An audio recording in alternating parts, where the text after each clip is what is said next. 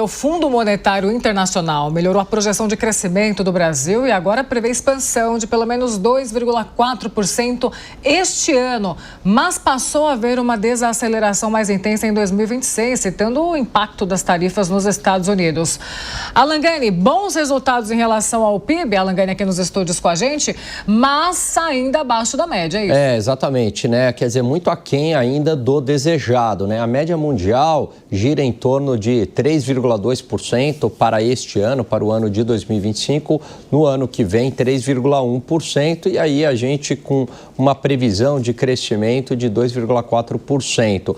E o FMI aponta acertadamente quais são os gargalos para esse crescimento maior do Brasil, né? Então, principalmente, é uma política fiscal muito focada na expansão do gasto público e nos estímulos de consumo. O problema é que isso não aumenta a produtividade da economia brasileira. A gente precisa melhorar o investimento das empresas, né? E para isso a gente precisaria taxas de juros menores, menor carga tributária e o aumento da produtividade da mão de obra. E é claro que isso tudo passa por uma profunda reforma do Estado, que significa corte de gastos. Então, Gani, aquela história do voo de galinha. Então, sobe, a economia vai bem. Claro que isso é positivo, mas não tem produtividade para atender essa economia, gera inflação e a gente tem 15% de juros de Selic hoje. Perfeito, Matos, esse diagnóstico que você trouxe. Veja, foi exatamente esse voo de galinha. A gente cresceu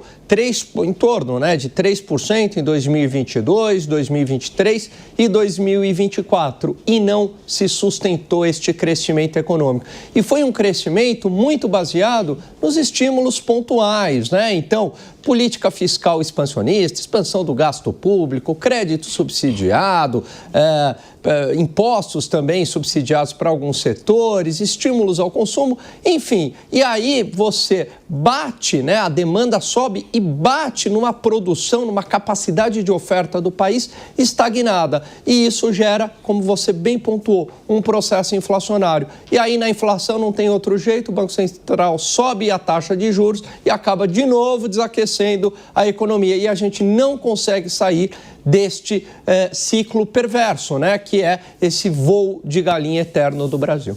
Deixa eu chamar os nossos comentaristas para a gente falar também com o Alan Gani aqui nos estúdios. Cristiano Vilela, a gente não aguenta mais ouvir falar sobre esse voo de galinha, Vilela. A gente fala muito sobre isso aqui no Brasil. A hora a gente cresce, o PIB melhora. Aí vem política fiscal, vem orçamento para 2026, aí tem inflação. E aí o brasileiro não vê a economia melhorar nunca aqui no país. O que o governo precisaria fazer, enfim? Só olha agora no segundo semestre para essas pautas... para minorias, digamos assim, né? Para os mais pobres, talvez, não olha para pautas um pouco mais amplas. O que está acontecendo?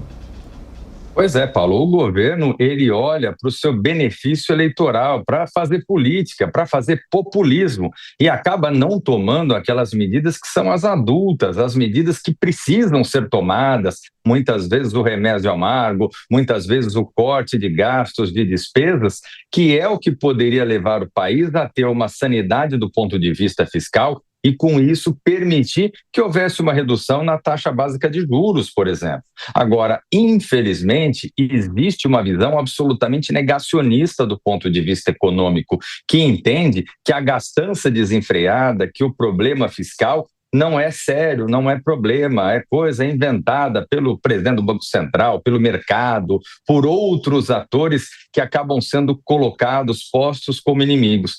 Diante de um cenário como esse, o Brasil perde mais uma vez uma oportunidade histórica de crescimento. Num quadro atual, o país poderia aproveitar a conjuntura internacional e avançar se tivesse realmente essa lição de casa em dia. No entanto, não tendo essa lição de casa, não tendo feito realmente aquilo que é necessário para poder avançar, mais uma vez a gente vê aquele voo rasinho e que infelizmente ele vai chegando rápido ao solo. Távila, a gente sabe que a situação é complexa mesmo, mas só que um dia vai ter que começar, né? Ter uma política de Estado.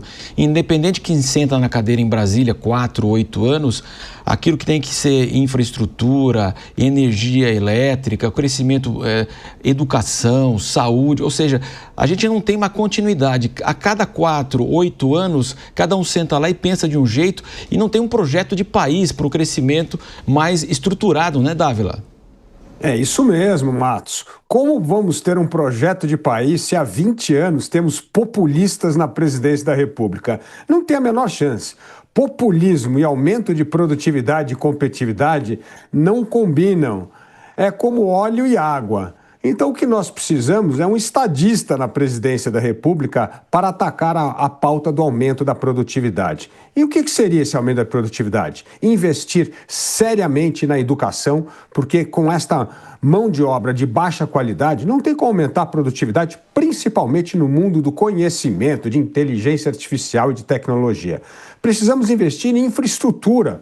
O governo só gasta dinheiro com despesas e não tem mais dinheiro para investir. O investimento público hoje foi reduzido a menos de 1% do PIB. É ridículo. Então, hoje dependemos só da iniciativa privada.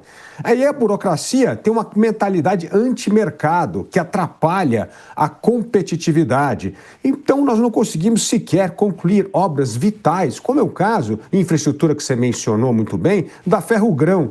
Então, coisas que precisam aumentar a competitividade do Brasil. Então, sem investimento em infraestrutura, com um governo populista que só pensa em programas para gastar dinheiro e não impactar a produtividade, sem investimento sério em educação e ainda jogando contra, querendo aprovar medidas que vão aumentar o custo do trabalho, como este projeto infame do 6x1, não tem a menor chance do Brasil recuperar competitividade e produtividade no mundo.